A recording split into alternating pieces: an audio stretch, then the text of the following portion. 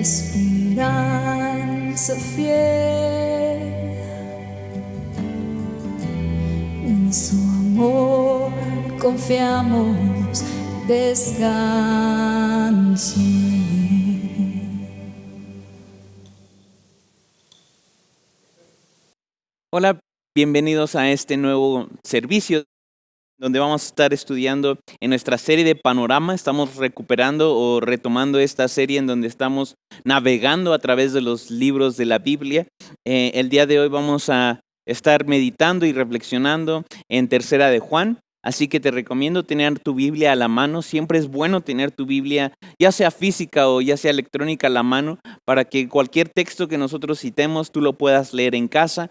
Si tú no tienes una Biblia en casa, no te preocupes, en la cintilla va a estar el texto, pero mi comentario y mi consejo siempre es: ten tu Biblia a la mano, relaciónate con ella, aprende a usar tu Biblia. En fin, vamos a ir a la tercera epístola de Juan o carta de Juan. Vamos a leerla, son solamente 15 versículos. Es una carta bastante pequeña y vamos a orar para iniciar este sermón. Dice así: el anciano al amado Gayo, a quien yo amo en verdad. Amado, ruego que seas prosperado en todo, así como prospera tu alma, y que tengas buena salud.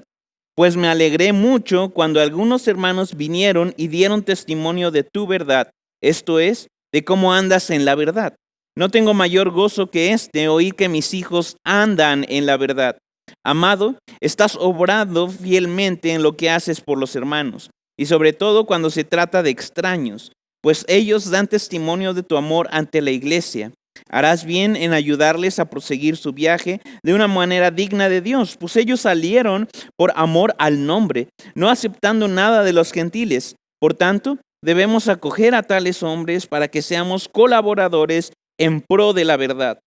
Escribí algo a la iglesia, pero Diótrefes, a quien le gusta ser el primero entre ellos, no acepta lo que decimos.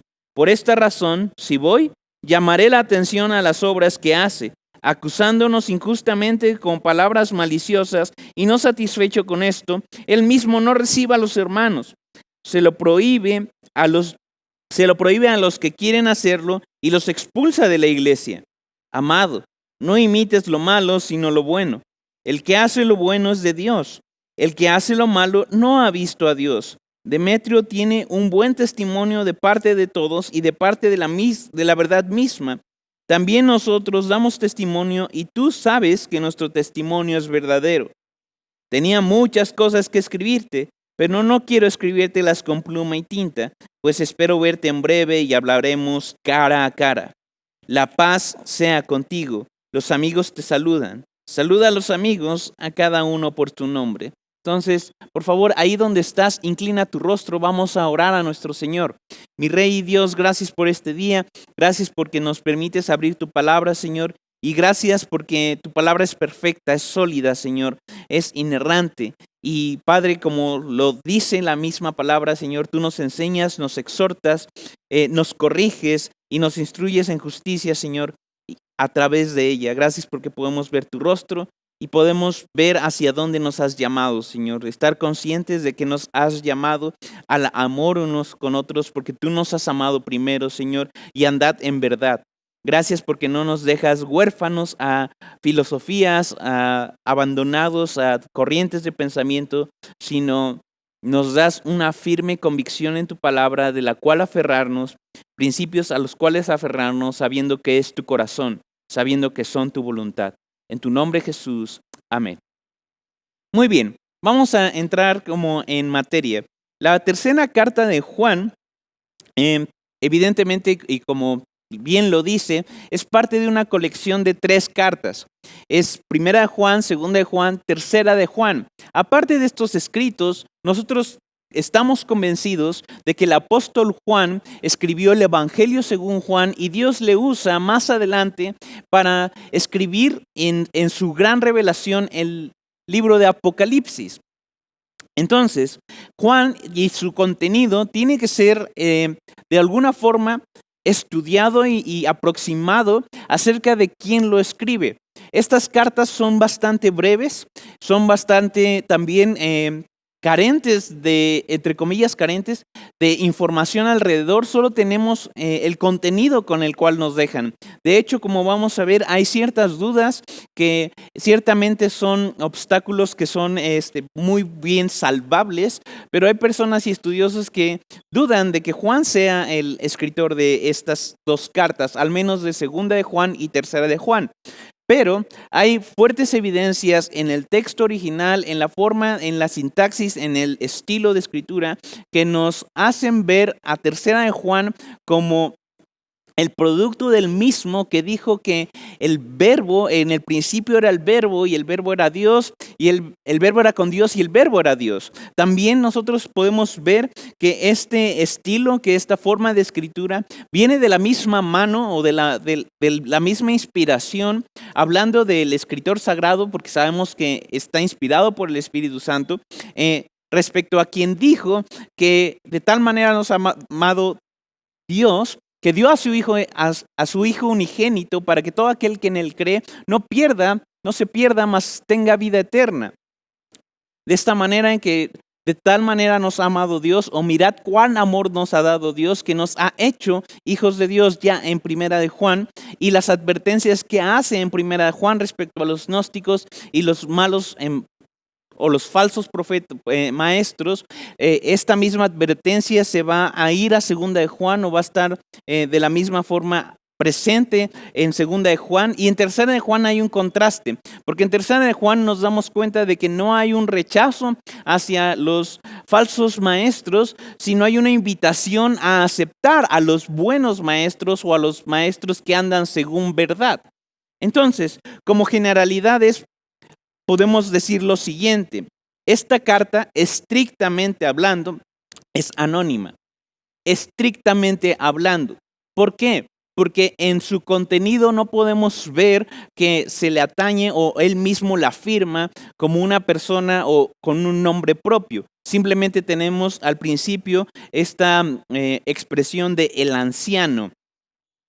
La fecha también es un tanto incierta, pero a la hora de ver las problemáticas planteadas en el Evangelio de Juan, o el propósito del Evangelio de Juan, y esta postura muy firme por parte del apóstol de enseñar a la iglesia o enseñar a los lectores una cristología firme y una cristología sólida, entonces podemos ver cómo avanzamos a Primera de Juan con su defensa hacia los gnósticos, diciendo: ¿sabes qué? Lo que yo vi, lo que yo toqué, lo que yo oí, todavía tiene efectos en mí. Yo todavía recuerdo como si lo pudiera estar palpando hace un momento, escuchando hace un momento, viendo hace un momento, refiriéndose a Jesucristo encarnado, a este milagro y misterio de la encarnación de Jesucristo frente a aquellos que decían que Jesús no era más que un fantasma, que era una especie de ilusión, que él realmente no sufrió, y un etcétera muy largo. Entonces, a la luz de todo esto que estoy diciendo, podemos encontrar que la técnica, o más bien el discurso de Juan, no ha cambiado. Aun cuando estas dos cartas, Segunda y Tercera, son bastante breves, su intención sigue siendo que se procure, que se guarde el amor y la verdad. Entonces, si te fijas, hay cierta evolución en donde ya Juan no se dedica en segunda y tercera carta, en su segunda y tercera carta, a exponer la verdad o exponer el contenido de la verdad, sino ya espera que sus lectores, cuando dice en amor, en verdad, rápidamente regresen a lo predicado en el Evangelio según Jesucristo, según lo que Jesucristo dijo, según lo que los apóstoles vieron, sintieron, registraron vívidamente. Y en Tercera de Juan tenemos esta tendencia en la que el autor dice: ¿sabes qué? No solamente hay falsos maestros, sino hay que aceptar y de hecho cuidar de aquellos que predican por amor al nombre de Jesucristo y en verdad. Es decir, bajo los parámetros que Jesucristo mismo enseñó, la doctrina que Jesucristo mismo enseñó. Y estas palabritas, doctrina, enseñanza, verdad, amor, tienen mucho que ver con el desarrollo de la carta. Si bien no desarrolla el concepto verdad o el concepto amor, vamos a ver cómo es por dentro la dinámica de un apóstol de la talla de Juan y un teólogo de la talla de Juan, en cuanto a su tacto, en cuanto a su amor, en cuanto a la realidad que vive con la iglesia. Esto es bastante importante y vamos a ver por qué. La fecha, insistimos, es incierta, pero la podemos ubicar en la década de los 90, es decir, la primera década de los 90, este periodo del 90 después de Cristo. Nosotros podemos ver cómo el destinatario es particular, una persona llamada Gallo. Ahora, nosotros podemos buscar en nuestro, valga la redundancia, buscador bíblico, en un logos, en alguna página, el nombre de Gallo en la Biblia y nos va a arrojar al menos 4 referencias contando la de Tercera de Juan. Realmente no tenemos una evidencia sustancial para decir que son la misma persona. Al contrario, nosotros podemos encontrar que este nombre Gallo era muy, muy popular en aquella época del imperio, como hoy podríamos decir que hay muchos Mateos, muchos Santiagos, etc. Entonces, es complicado y no nos atrevemos a decir que estamos hablando del mismo Gallo, pero sabemos que esta carta sí tiene un destinatario y es él. Esta carta tiene 2 elementos que van a ser eje a lo largo de su desarrollo.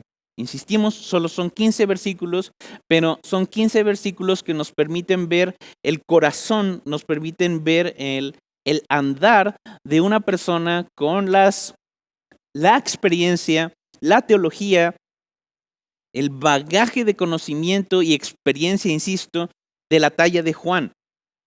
Y estos 2 elementos que califican su carta son el amor y la verdad.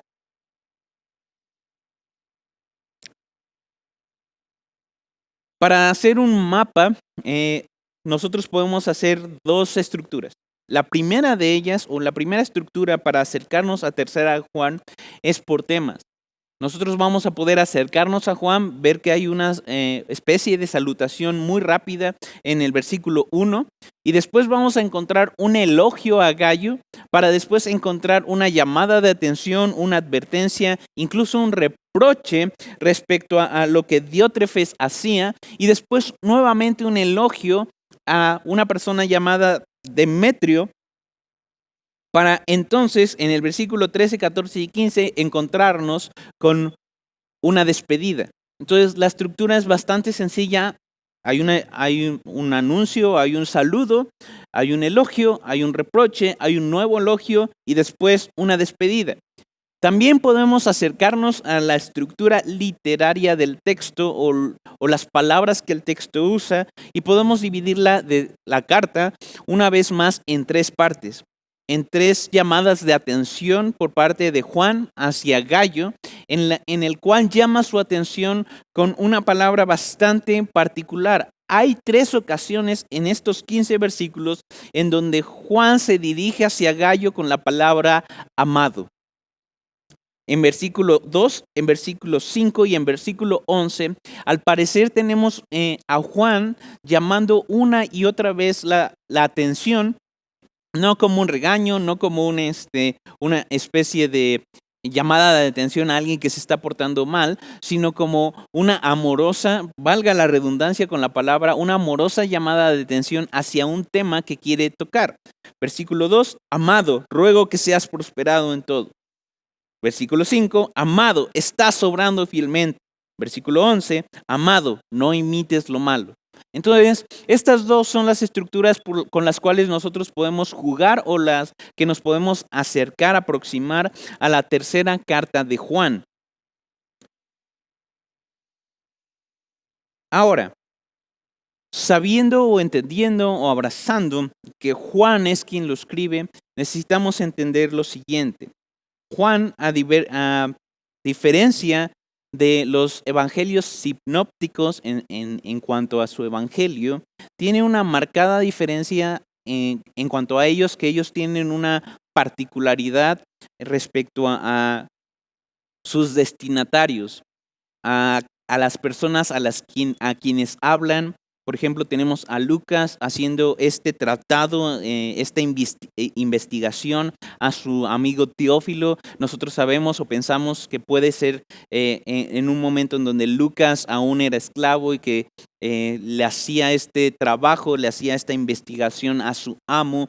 Nosotros podemos ver los otros 2 evangelios dirigidos a gentiles, dirigidos a judíos en particular, pero Juan tiene una diferencia muy, muy marcada. A Juan le importa presentar tanto a gentiles como judíos a un Cristo lleno de su divinidad y de su poder, presentar a un Jesucristo tal cual es, como el Hijo de Dios, esta segunda persona de la Trinidad, como Dios mismo, desde su principio. Ahora, Juan no es un libro que tú debas de decir que solamente su introducción habla respecto a la cristología. Esta disciplina o esta presentación de enseñanza o de doctrina en la cual se exalta el eterno poder y deidad de Jesús, sino a lo largo y ancho de todo su evangelio, él hace una gala de argumentos y de evidencias y de registros de escenas en donde el poder de Jesucristo se hace evidente. No quiere decir que no encontremos teología en los otros evangelios, pero Juan tiene una muy marcada intención de presentarla de esta forma. Entonces, no estamos hablando de una persona que no sea reflexiva, no estamos hablando de un autor que no sea una persona estudiosa incluso, no estamos hablando de una persona que no tenga denuedo de presentar defensa ante aquellos que estén enseñando algo mal o que estén enseñando algo torcido o algo que él mismo llama firmemente anticristo. Todo aquel que diga en su primera carta que Jesucristo no vino en carne, esa persona es del diablo, no es de Dios, no pertenece a Dios, es el anticristo. No esta figura que nosotros estudiaremos más adelante en el Apocalipsis, sino en el amplio sentido de la palabra, es una persona que está en contra de Cristo. Entonces no estamos hablando de un Juan como enclenque teológicamente hablando o discursivamente hablando. Estamos hablando de una persona que está convencida y habla desde la convicción de haber andado con Jesucristo, el Hijo de Dios, y haber aprendido de él, y él enseña lo que a sí mismo aprendió. Nosotros podemos ver cómo su mensaje está saturado de amor, está saturado del amor del Padre para con las demás personas, primeramente del amor hacia nosotros y de nosotros hacia las personas, y eso es lo que predica Juan. Y es aquí en donde empezamos a tejer lo que estamos estudiando de esta carta con la iglesia de hoy. Seguramente tú conoces a alguna persona que está entregada a los libros y está entregada al estudio de la teología y está entregada a la teología formal y acercarse a autores académicos y aprender de ellos, etcétera, etcétera. Lo cual desde una postura lo más humilde que pueda, te digo, está bien. ¿Por qué? Porque acercarse a la palabra de Dios, acercarse a la Biblia, es acercarse a la teología. Pero no por la mera teología, no por el mero nombre de la disciplina, sino porque implica acercarnos al rostro de Dios, implica apasionar nuestro corazón por el conocimiento de la verdad, por el conocimiento de Jesucristo, por el conocimiento de aquel que nos diseñó, de aquel que nos creó y de aquel que, siendo capaz de destruirnos, decide amarnos y decide decirnos que sí desde antes de la fundación del mundo y sumergirnos a los misterios y ministerios que la palabra misma nos presenta. Entonces, este perfil que Juan presenta desde su evangelio no está mal imitar, pero lamentablemente nosotros nos podemos encontrar en la iglesia de hoy con personas que parece ser que el mero conocimiento les es suficiente.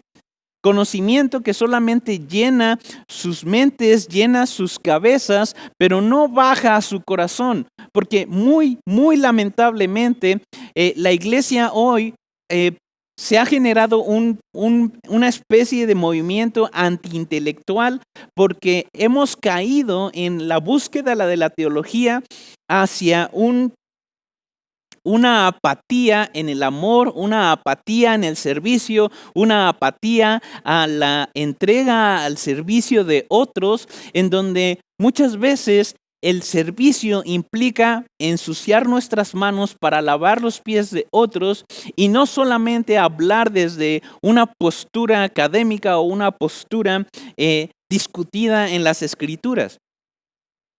Entonces, la iglesia ha contrarreaccionado acerca de esta parte teológica y tercera de Juan nos deja ver cómo es por dentro una persona que realmente está entregada a la teología, que realmente está entregada a una pasión del estudio de Dios porque caminó con Él.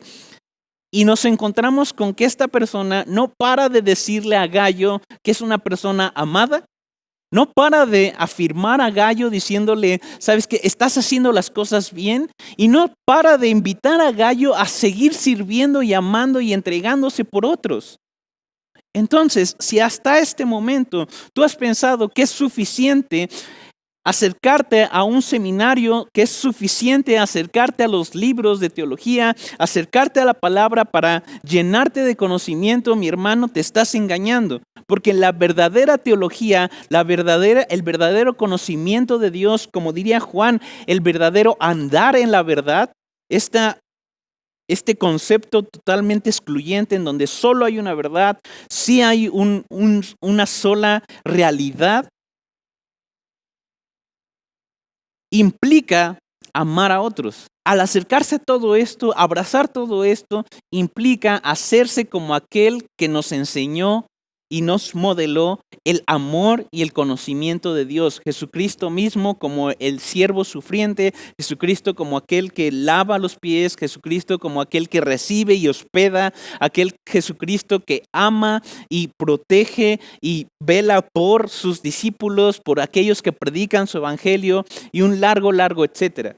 Entonces, ¿qué quiero decir con esta muy larga introducción acerca del contenido de Tercera de Juan?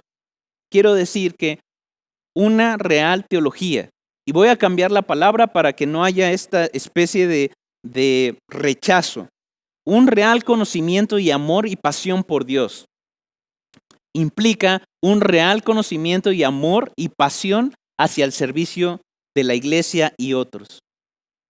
No hay forma de separar estos conceptos.